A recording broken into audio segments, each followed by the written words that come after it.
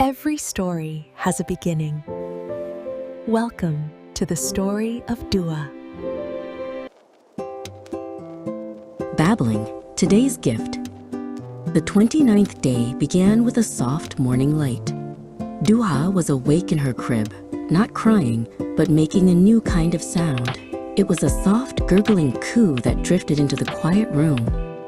Dui, drawn by the sound, peeked into the room. A smile spread across her face.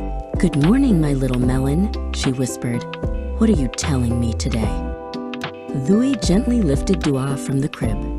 As she held her close, Dua looked right into her mother's eyes and let out another sound, louder this time. "Agu," she seemed to say. Dui's heart fluttered. It wasn't a cry for food or comfort. It was something else, a little voice, just beginning to find its way. "Agu to you too," Dui replied, her voice full of warmth. Dua kicked her little feet with excitement. She loved the sound of her mother's voice answering hers.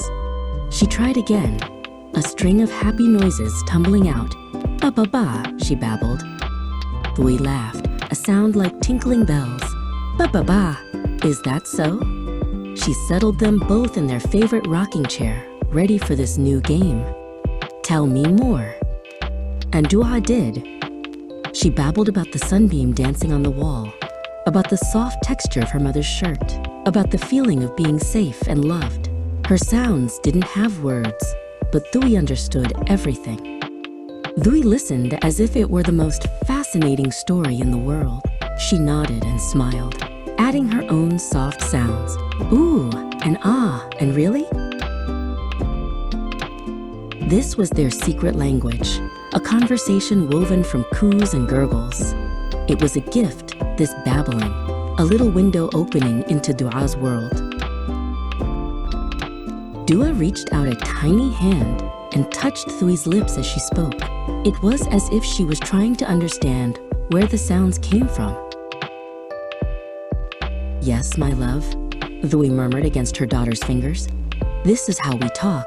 You have a voice, and I will always, always listen." The babbling continued throughout the morning, a happy soundtrack to their day. It followed them from the rocking chair to the playmat, each sound a tiny burst of joy. While changing Dua's diaper, Dui made funny sounds back at her. "Gagagoo," she said, tickling Dua's tummy. Dua's giggles mixed with her babbles, creating a perfect melody. It was the most beautiful music Dui had ever heard. Later, as Dua grew sleepy, her babbles softened into little murmurs. She snuggled against Dui's shoulder, her conversation with the world winding down. On the 29th day, Dui received a precious gift. It wasn't wrapped in paper or tied with a bow. It was the sound of her daughter's voice, a promise of all the conversations, stories, and secrets they would one day share.